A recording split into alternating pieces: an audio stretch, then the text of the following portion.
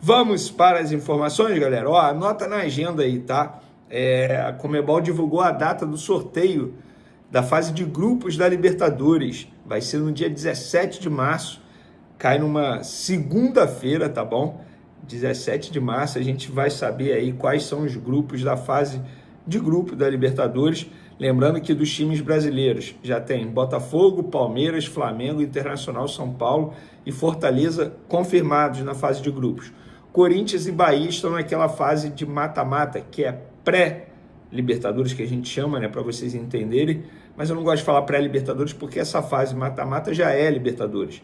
Então é a fase mata-mata que antecede a fase de grupos. Então fica aí a informação para vocês, anota na agenda aí, porque é um dia importante, é um dia que costuma ser badalado, inclusive, e também costuma ser lá no Paraguai, na sede da Conmebol. Falar sobre o gramado do Maracanã, que foi alvo de muita crítica após o Fla-Flu, teve gente, o Léo Pereira disse que até a coluna dele ficou doendo, Thiago Silva disse que ele teve que sair com dores no pé por conta do gramado, Felipe Luiz reclamou, muita gente reclamando, e a empresa Greenleaf, em contato com a reportagem do GE, lembrando que essa empresa é responsável pelo gramado, reforçou que o campo é híbrido, 10% dele é sintético, costurado a cada 2 centímetros de grama natural em toda a extensão.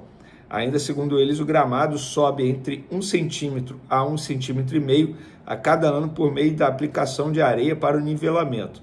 A partir disso é feita a raspagem para deixar a fibra exposta novamente para ter a eficiência, manter a estabilidade e resistência do solo. É por esse motivo que há a sensação do gramado mais duro.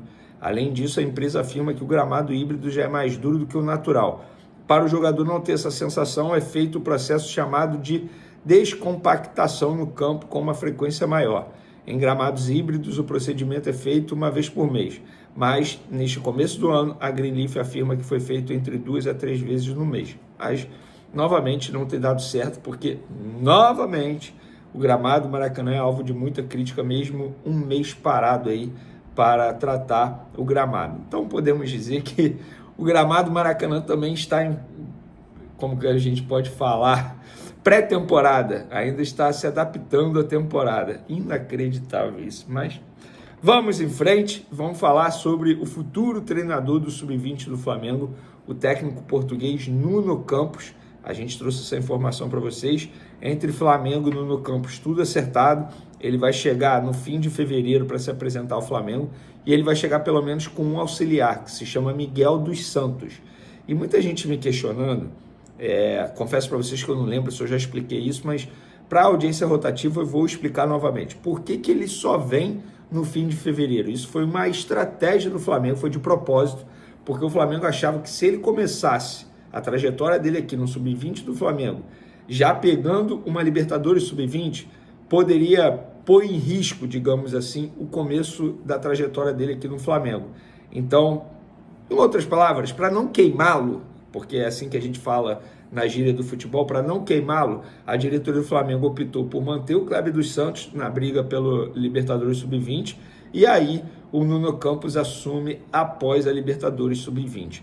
Muita gente da imprensa de Portugal me procurou dizendo que esse profissional é muito bem avaliado, mas que não tem, isso é apuração, não tem nada a ver com uma futura saída do Felipe Luiz para poder substituir o Felipe, não tem nada a ver mesmo. O Flamengo quer esse profissional para o Sub-20 mesmo, entende que ele pode fazer um trabalho, uma metodologia interessante junto com o Felipe Luiz, nesse trabalho conjunto, elenco profissional e Sub-20. Galera, teve também um comunicado oficial do Flamengo. O Flamengo informou que para a partida dessa quarta-feira, dia 12 de fevereiro, contra o Botafogo, não haverá venda de ingressos nas bilheterias do Maracanã nos dias de jogo. Os ingressos poderão ser adquiridos de forma online, permanecendo disponíveis até o intervalo da partida ou em pontos de venda físicos, com acesso por reconhecimento facial. Os pontos de venda estão lá no site oficial do Flamengo, tá? Mas fica aí essa informação para vocês. E por falar em informação, o José Boto, ele deu uma interessante entrevista à CNN. Ele falou sobre vários assuntos, peguei aqui 2 declarações dele que me chamaram a atenção. A primeira foi o seguinte, abre aspas, não sou a pessoa indicada para falar da situação financeira, não é minha área, mas o problema é de fluxo de caixa. Para não chegarmos numa situação de salários em atraso, estamos nesse momento em uma contenção que também se deve por termos analisado o elenco. Gente, com outras palavras, o Flamengo não vai contratar mais nessa janela de transferência. Muita gente me pergunta isso nas redes sociais. Engraçado, né, cara? O torcedor, muitos, parece que torce muito mais por contratação do que título. É muito engraçado isso. O cara fica numa ansiedade por contratação, mesmo vendo o elenco do Flamengo como é. O elenco do Flamengo não precisa fazer nada urgente. É um ajuste aqui e outro lá. O Flamengo fez esses ajustes. Tentou a contratação do Vitão da mesma maneira que tentou para o Danilo, e o Danilo conseguiu para o setor defensivo, mas o Flamengo hoje, para o primeiro semestre, tem jogadores de alto nível no setor defensivo que podem se destacar. O João Vitor, zagueiro muito bom, muito bem avaliado. O Cleiton, que embora tenha contrato até dezembro e não quer renovar, pelo menos os representantes falaram isso ao Flamengo, também tem muita bola. E eu não sou a favor de afastar o Cleiton, igual muita gente falou. Ah, então afasta. Não! Utiliza o jogador até dezembro, depois ele vai embora. Aí vida que segue. Ele tem contrato, o Flamengo paga o salário dele em dia, tem que utilizá-lo. Então, essa parte da entrevista aqui do Boto à CNN, para mim, ele deixa isso muito claro, e isso é informação. O Flamengo não vai contratar mais nessa janela de transferência, a não ser que apareça uma oportunidade de negócio.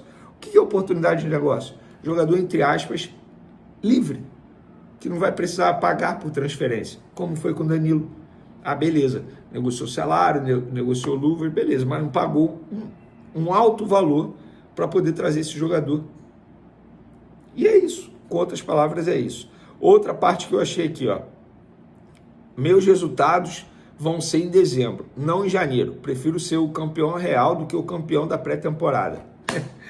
Ai, ai, ai. Palmas para José Boto, um tapa na cara sem luva daqueles que criticam o Flamengo pelo Flamengo estar poupando, girando elenco no Carioca. Gente, o Carioca não vale de nada. Essa é a grande verdade. Não vale de nada. E, inclusive, grande parte do público já está percebendo isso. Ó, o Fluminense está mal. Vocês estão vendo aí a torcida do Fluminense pedindo a saída do Mano Menezes? Tudo bem, ele está pressionado para melhorar o desempenho. É melhorar o desempenho, não é nem resultado. O Botafogo está mal. A torcida está preocupada? Não. Se o Vasco se classificar para a semifinal da Taça Guanabara, vocês acham que a torcida vai fazer protesto na porta do CT? Duvido. Vocês acham que o Vasco vai demitir o Carille? Duvido. Se o Flamengo não for campeão carioca, vai demitir o Felipe Luiz por conta disso? Não, não tem que demitir. O foco tem que ser início do Campeonato Brasileiro e ter um bom desempenho no Super Mundial para ganhar uma visibilidade. Nem digo ganhar o Super Mundial porque a gente sabe que é praticamente impossível. Mas está certo o Flamengo, tá? E falar nisso, o Flamengo teve uma importante vitória nos bastidores. O Flamengo divulgou a seguinte nota. Baseado em relatos dos jogadores e profissionais da comissão técnica, o Clube de Regatas do Flamengo enviou, na manhã dessa segunda-feira, uma solicitação à FERJ e aos detentores de direitos de transmissão do Campeonato Carioca acerca da programação dos jogos. O pedido foi para que reavaliasse o horário das 4h30 da tarde, visto que o calor excessivo durante o verão no Rio de Janeiro tem impactado direto na performance e saúde dos atletas. E aí eles divulgaram também um vídeo com entrevistas, José Boto falando, profissionais falando do Flamengo. Beleza. O tempo passou, vi muita gente sendo contra, tá? Inclusive torcedores do Vasco da Gama. Não sei se o Vasco era muito a favor dessa alteração também, mas aí veio a confirmação que a FERJ e a empresa detentora do direito de transmissão, que no caso é a TV Globo, acataram o pedido depois de muito debate e passaram para 9h45 da noite, tá?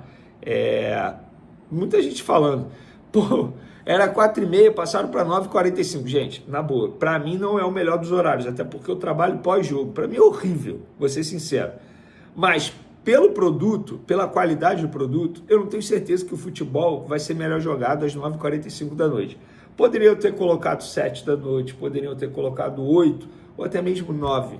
Poderiam, concordo. Mas entre 4h30 e 9h45, Eu prefiro 1000 vezes 9,45 como torcedor para apreciar o espetáculo e o clássico.